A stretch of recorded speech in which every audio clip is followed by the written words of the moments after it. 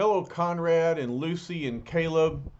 Papa and Spider-Man are pumped about this story about the Frightful Four versus the Fantastic Four. How about y'all? You ready to finish up the story? I hope so. Let's go.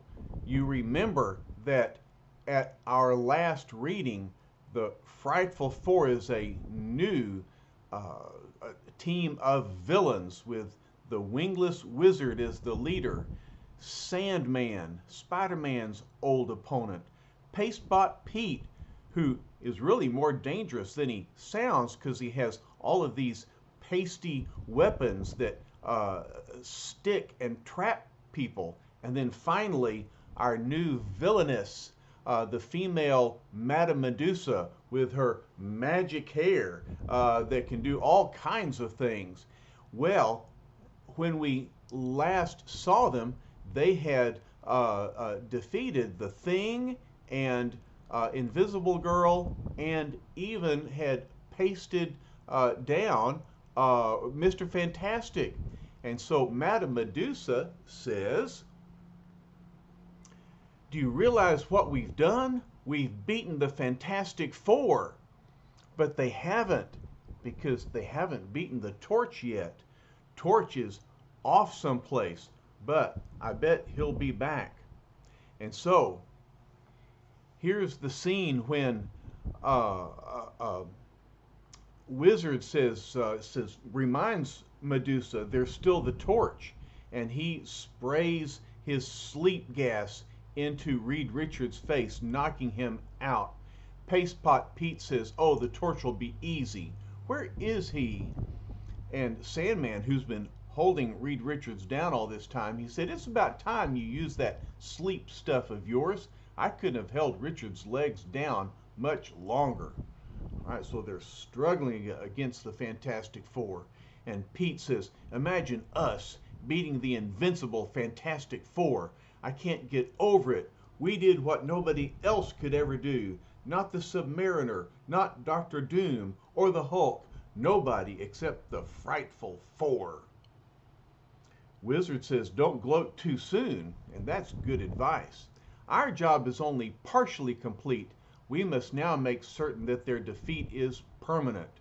Well, look what he's got in his bubbly helmet. He's got anti-grav discs that are stored away, and those will come in helpful. All right, see how he's attaching it to the Thing? He says, "This is the way to do it best. I merely remove some spare anti-gravity discs from my helmet and fasten them onto our fallen foes. Notice how easily it is done. We shall start with the Thing. He has long been a thorn in my side." And Sandman says, "Hey, I'm beginning to get the pitch, chum."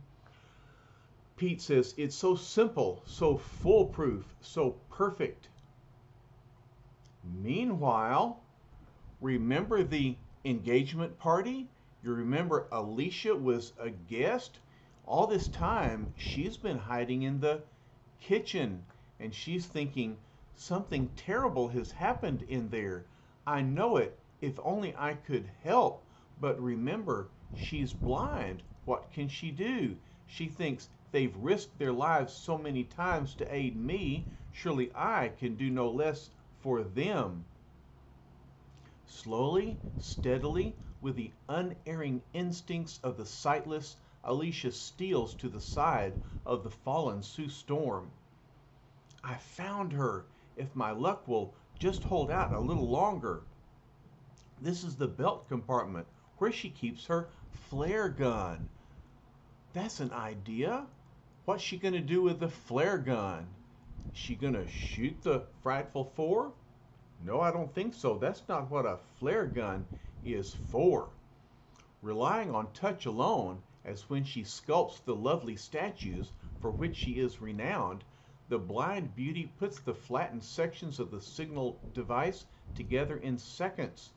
She thinks, I mustn't fail. I can't let them down. And at that moment, in a neighborhood garage, a scant few blocks away, look, there's Johnny Storm and this cool-looking Corvette convertible. Wow. The garage attendant says, she's a real bomb. Hey, Johnny. And the other fellow says, don't breathe too hard on that aluminum engine, Torch. I just spent all morning polishing it. Johnny says, well, she's no fantastic car, but I guess she'll take you where you want to go. Yeah, I bet. And then he says, listen, how about me bringing my little Stingray over? I want to show you some modifications I made on the fuel injection system. And I want to watch your eyes pop when I start to rev up my little four-wheeled firecracker. All right, well, enough talk about cars. Look, this is what Alicia meant to do with that flare gun. She shot up a flare with the number 4, calling the Fantastic Four to danger. And the fellow says, look, Johnny, is someone trying to imitate your FF signal? Huh? Where? Asks Johnny. Hey, that's no imitation. That's our red danger flare. His friend asks, anything we can do, fella? Torch says, flame on. Says, yeah, say a prayer for whoever I'm going to fight. I'll mow him down for taking me away from that dreamboat. The other garage attendant says, wowee, what a takeoff. Yeah, I guess so. But a few blocks away, back at the Baxter building, Madame Medusa has discovered Alicia and the flare gun, and she shoots out her hair to take it away. She says, here's another one. Give me that gun, you. Alicia can't see, but she realizes something has caught me, but at least I fired the flare. If only someone saw it. And so Medusa continues to wrap up Alicia in her hair, capturing her. Sandman says, it's the Thing's gal friend. Let me have her. She'll keep him from getting too lonely. I'll affix an anti-grav device to her also. Oh no, poor Alicia. Medusa says, you are as diabolical as you are clever, wizard. Never have I seen such true villainy. Wizard says, thank you, my dear Madame Medusa. I am touched by your sincere words of praise. Sandman says, there they go. What a surprise they'll get when they wake up. Pete says, nothing can save them now. They're doomed.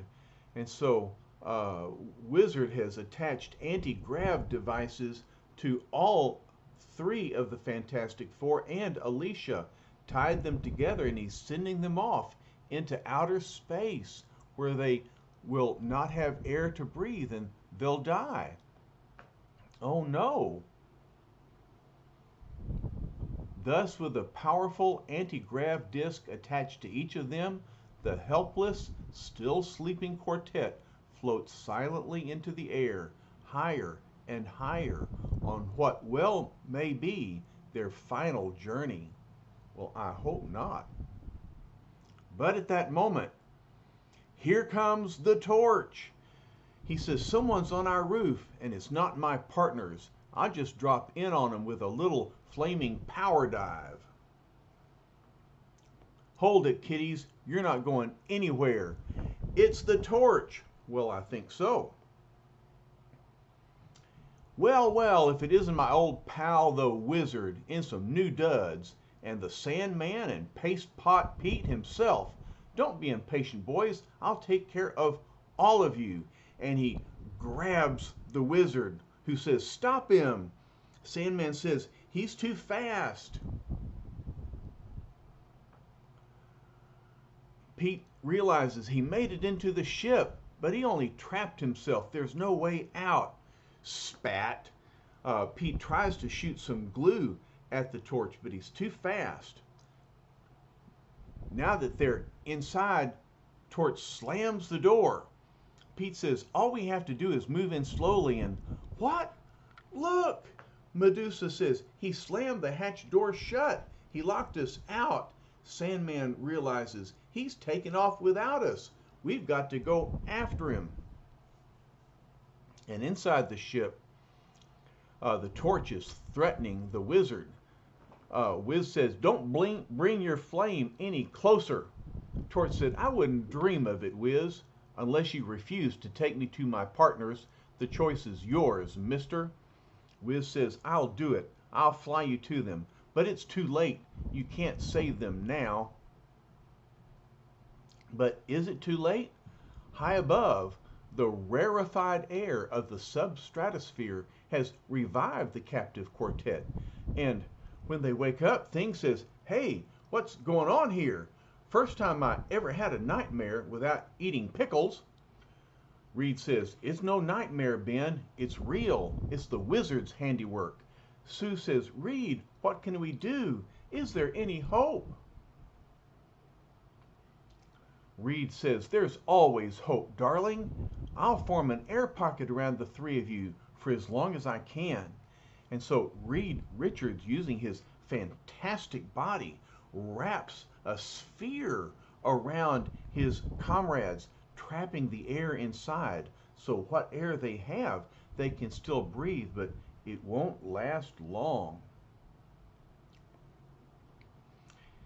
He realizes they'll be safe for a while, but I'm suffocating. I have to think.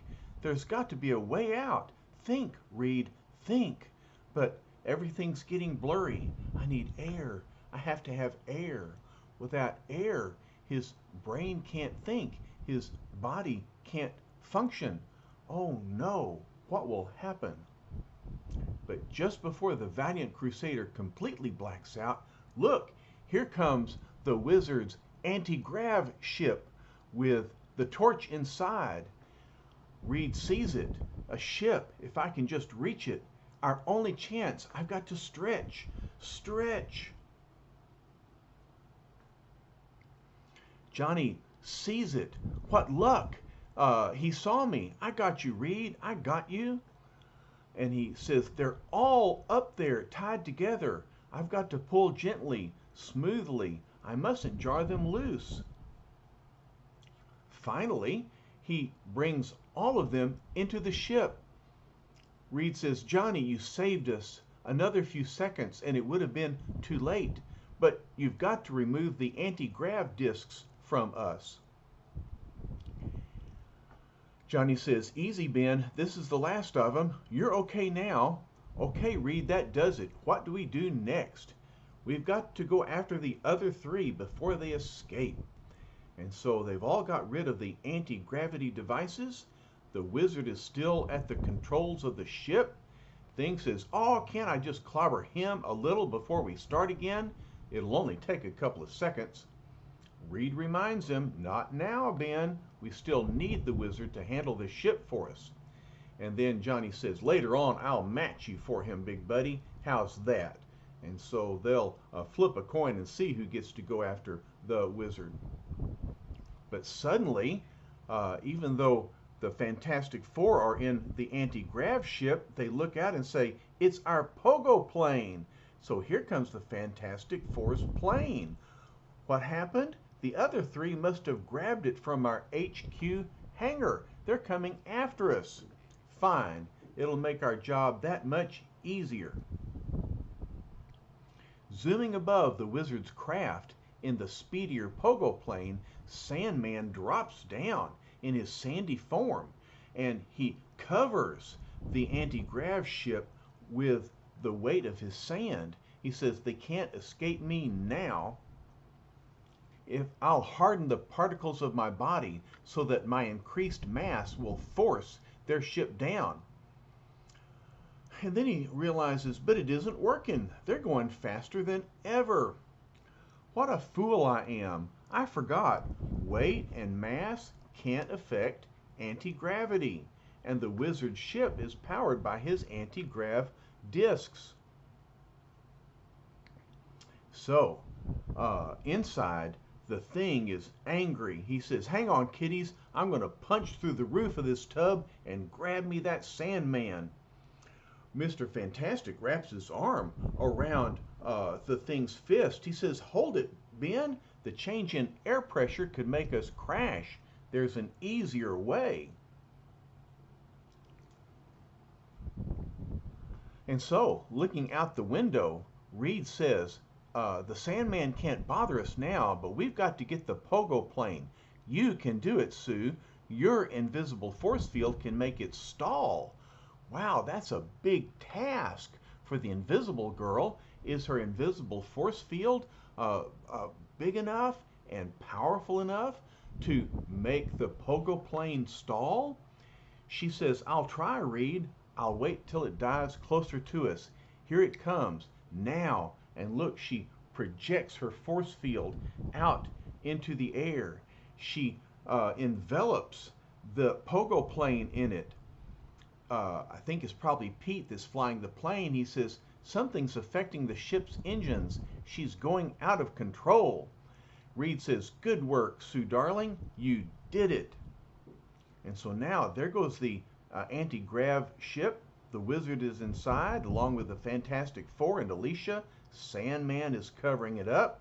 And now they've captured the pogo plane with Pastebot Pete and Medusa. And look, we're spinning. We can't stop her. We're going to crash. But before the careening ship can hit the ground, Sue Storm makes one last Herculean effort, and a cushion of invisible force breaks the aircraft's fall. Wow, what an amazing power Invisible Girl has to create a force field that can cushion the landing of the pogo plane. And Pete says, look, we stopped falling. We're going to land safely. But that final bit of exertion proves too much for the heroic girl. Johnny says, sis, Reed, is she all right? Reed says, yes, Johnny, she merely blacked out from the tremendous amount of energy she expended. It's best this way. She needs the rest. Thing says, the pogo plane is down. If those rat finks escape... The Torch says, they won't if we can help it, Ben. And so he shoots off his flame close to the Wizard. He says, okay, Wizard, land this tub, and I mean now. Wiz says, but of course, my hot-tempered young firebrand. And as soon as the ship touches down, they spring out of the anti-grav ship. The Torch flies around and sees the Sandman. He says he's still groggy from the swift descent. The Thing grabs the Wizard, says, step lively there, Cuddles. This is the end of the line. Reed rushes off and says, keep your eye on him, Johnny. I'm going after the other two. But look, there's Pastepot Pete behind a rock, setting up an ambush. He says, here comes Richards. I still have a chance to polish him off with my paste gun. Reed doesn't realize he's there. He's thinking they can't have gone far. But look, it's the Invisible Girl. She's recovered. She's turned invisible and is out scouting around. She says, oh, no, you don't. He's the only fiance I've got, and I'm not losing him. Pete says, a voice from nowhere. Medusa realizes it must be the Invisible Girl. Medusa says, you won't escape me. I know you're here somewhere. I'll use my flowing tresses to blanket the area. So she could just sweep the area with her hair and find the body of the invisible Sue. But then she says, what? No, don't. Look what the Invisible Girl has done. Because no one can see her, she grabbed Pete's paste pot gun. And she says, those tresses of yours won't be able to do much flowing, dearie. Not while they're coated with paste from your partner's little pop gun. And so the Invisible Girl uses their own weapons against them, and she pastes the hair together so it's not effective. Sue asks, who is she, Reed? Where did she come from? She's the most menacing female I've ever seen. Reed says, I don't know, dear. I've never seen a power such as the one she possesses with her uncanny hair. Johnny hollers, Reed, Sue, hit the dirt. The wizard broke loose. He and Sandman are blowing up the ship. Take cover. But before a move can be made, an explosion rocks everyone and blows out and knocks them down. Oh my. Long, torturous minutes later, the gallant foursome recover, only to find that the Frightful Four have disappeared. Reed says, Johnny, are the others all right? Johnny answers, yeah, Reed, but the Frightful Four, they've all disappeared. Thing says maybe that they got blown sky high with their blasted ship. I'm afraid not, Ben, answers Reed. It was all too cleverly done. They destroyed their ship so that we wouldn't discover the wizard's anti-gravity secret. Sue asks, then they had another means of escape? Reed says they must have fled in panic, not knowing the blast knocked us out. They didn't even try to take our pogo plane. Luckily for us. Reed says they're beaten for now, but they'll be hungry for more revenge after this. Sue says, they're so powerful, so thoroughly evil. I'm frightened. Well, I don't know why she's frightened. I think the Invisible Girl has proved very effective in this battle. Johnny says, don't worry, sis. We're not exactly lightweights. Alicia says something. She says the Frightful Four, a horrible name. Well, it is a frightful name, I'll admit. Thinks is almost as bad as the Yancey Street Gang. All right, so the Fantastic Four and Alicia, they made it through this adventure okay. And the editor says, of course the FF will meet their evil counterparts again. Oh, I'm sure of it. I know it. I know they'll meet up with the Frightful Four again. But it won't be next-ish, because our next super thriller is a tale that's literally out of this world. Wow, what's that going to be? Do you wonder? Look, the title of the next story is Behold, a Distant Star, and the editors promise a titanic tale tinged with that marvelous Marvel magic.